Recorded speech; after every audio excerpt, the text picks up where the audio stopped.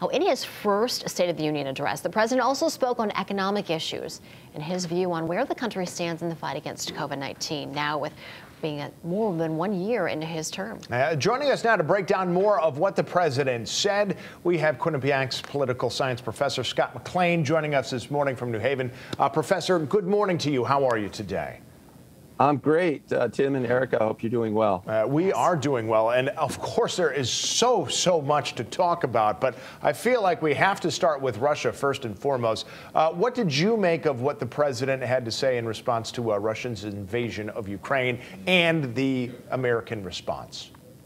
Yeah, I think Biden really needed a bipartisan moment, and he got that when he started talking about Russia's aggression and really immoral invasion of Ukraine. That was a bipartisan moment and something that Biden really needs. He has around 37% job approval rating. And this is the kind of thing that can at least take a couple of steps towards uniting the country and healing some of these bipartisan or partisan divisions in the country. And I thought it was really significant that Biden declared that U.S. troops will not be fighting in Ukraine against Russians. I think that was reassuring, but he also took a very hard line that the policy of the United States will be containment of Russia. And that's significant because the last time we had a containment policy, it started in 1948 and went until 1989. This is potentially a long struggle to contain the Soviet Union back then and Russia now. So what was also interesting is that Biden didn't really talk about how that might cost us something. Mm-hmm. He seemed to say that, this will be very little cost to us. But I think on everyone's mind is, how will this affect the economy? Will this long tension with Russia, change our politics? Now, I have to ask you, you did say the president took a hard line. Do you think it was hard enough for the American people? A recent Quinnipiac poll shows an overwhelming majority of Americans are concerned with what's happening there. And they are concerned that Putin is not just looking at invading Ukraine here, that he has larger plans. So do you think that line was hard enough for the American people?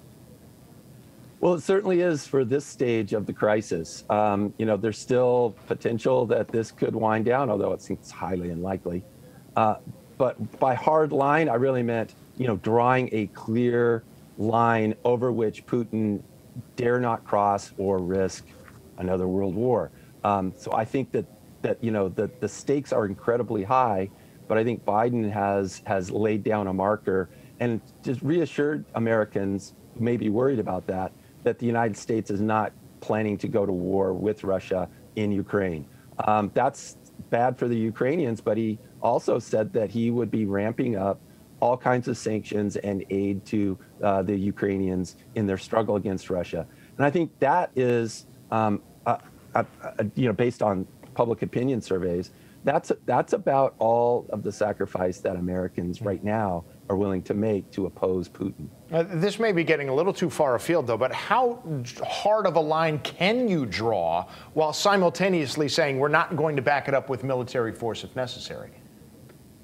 Well, I think it's clear it is being backed up with military force. I mean, we are sending tens of thousands of troops to the eastern edges of the NATO alliance in such an effort to make it credible that the United States will respond. And I think one of the things that Biden did say was that if Russia takes even one step into NATO territory, it would mean war. And I think that was a serious threat, and it's a credible threat because the troops are moving into place to do just that. Mm-hmm. Really quickly, we're almost out of time. Domestic issues. I forget who said it, but of course, domestic issues. Yeah, I know. Somebody said if you're a president, you can't please everybody, but you at least have to make people know that you feel their pain. Did the president do that with all of the domestic problems we have with inflation, rising gas prices, COVID, you name it? Well, I think time will tell. Probably by Monday, we'll see new job approval ratings and favorability ratings on Biden from national polls. And then we'll know if that really had much of an effect. But my sense of it is that Biden played to his strengths, which is empathizing with middle American working class people and being able to talk about how he understands what they're going through, and then saying that he will do something. Now, he says he'll do something, but he also has to deal with Congress.